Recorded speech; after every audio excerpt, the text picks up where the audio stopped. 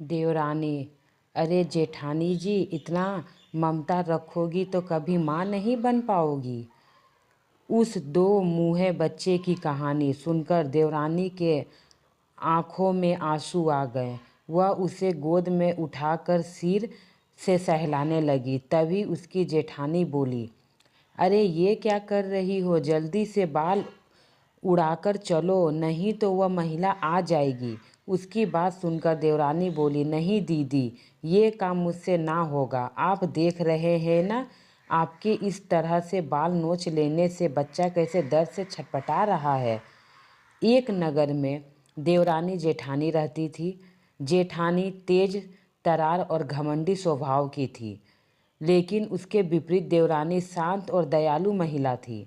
उन दोनों में के कोई संतान नहीं थे। इस कारण दोनों ही बहुत दुखी और परेशान रहती थी। संतान प्राप्ति हेतु जो कोई भी उपाय और पूजा पाठ लोग बताते थे वह सब करती थी, परंतु वे दोनों अभी तक संतान सुख वचित नहीं थे। एक बार उस दिनों को एक महिला ने बताया, नगर में एक बहुत ही सिद्ध महात्मा आए हुए हैं। कहते हैं कि उनके दर्शन करने मात्र से ही लोगों का कल्याण हो जाता है। वे जो भी उपाय बताते हैं उसको करने से व्यक्ति का मनोकामना सिद्ध ही पुण्य हो जाता है। उसके आशीर्वाद से कई लोगों का संतान की प्राप्ति हुई है। तुम दोनों भी जाकर महात्मा जी से आशीर्वाद प्राप्त कर लो। यह सुनकर वे दोनों महात्मा के पास पहुंच जाते हैं और उनका परिणाम कर अपनी समस्या बताते हैं। उसकी समस्या सुन महात्मा जी कहते हैं, तुम्हारी समस्या का उपाय तो है, पर बहुत कठिन है। कर सकोगी तुम दोनों? जी महात्मा जी, उपाय कितना भी कठिन क्यों ना हो, हम दोनों जरूर पूरा करेंगे। बस आप उपाय तो बताइए। महात्मा की बात सुनकर दोनों एक साथ बोल उठी।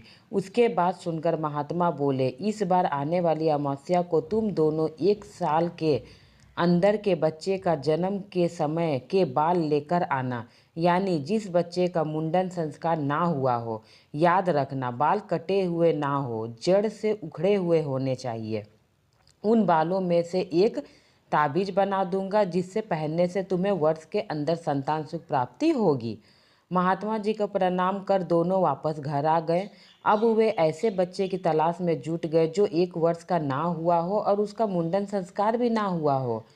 सौभाग्य से उन्हें एक बच्चे का पता चल गया जो खेत में काम करने वाली महिला का था। अमावस्या का दिन था तो दोनों खेत में पहुँचे और उसी वहीं बैठकर इंतजार करने लगे कि महिला बच्चे के पास से हटती है तो उससे बच्चे के बाल ले सकें। तभी महिला ने बच्चे को दूध पिलाकर चटाई पर लेटा दिया और उनके साथ अपने बड़ी बेटी को बैठाकर खेत में काम करने चली गई।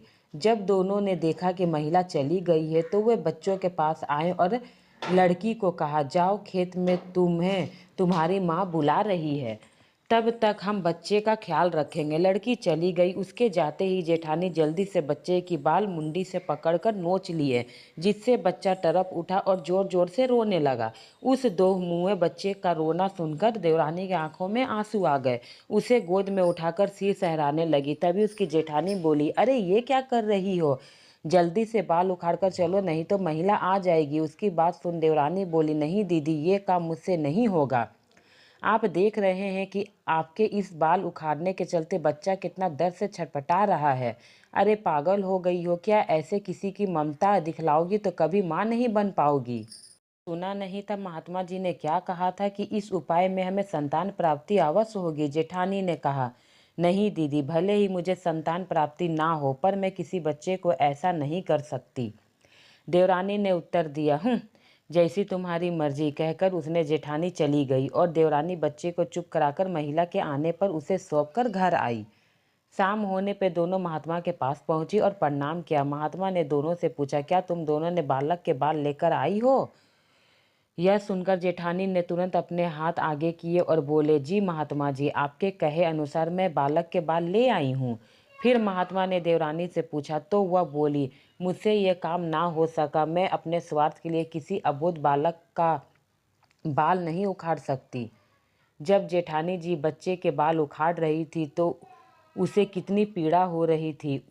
जो मुझसे देखी नहीं गई। अब चाहे मुझे संतान सुख प्राप्ति हो या ना हो, पर मैं यह कार्य नहीं कर सकती। महात्मा जी मुस्कुराते हुए बोले, यह तो तुम दोनों की परीक्षा थी जिसमें तुम सफल हुई। कोई संतान प्राप्ति नहीं होती। मैं तो देखना चाहता था कि आप दोनों में ममता है कि नहीं, क्योंकि ऊपर वाले भी यही देखते हैं। अगर किसी के अंदर ममता होती है तो भगवान उसे संतान अवश्य देते हैं, और अगर ममता ना हो तो संतान देने में हिचकिचाते हैं। मैं तुम्हें देखना चाहता था कि आप दोनों में कितनी संतान के प्रति प्रेम है। कुछ ऐसा ही ऐसा कुछ भी नहीं है। क्या बाल उखाड़कर आपको संतान होगी?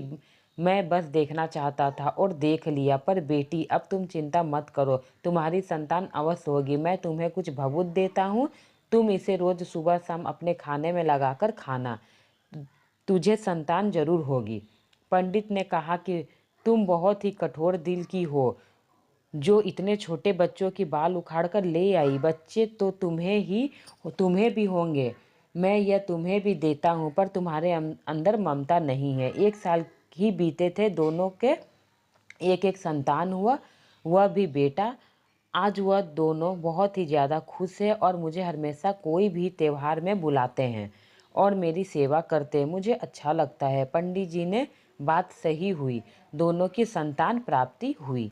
फ्रेंड, मेरी ये कहानी आपको कैसी लगी? अच्छी लगी हो तो प्लीज़ प्लीज़ प्लीज़ सपोर्ट करें, मेरा चैनल को सब्सक्राइब करें, मेरी वीडियो को लाइक करें। अगर मेरी कहानी पसंद आती है तो एक छोटा सा कमेंट करें और सपोर्ट करें फ्रेंड। Thank you.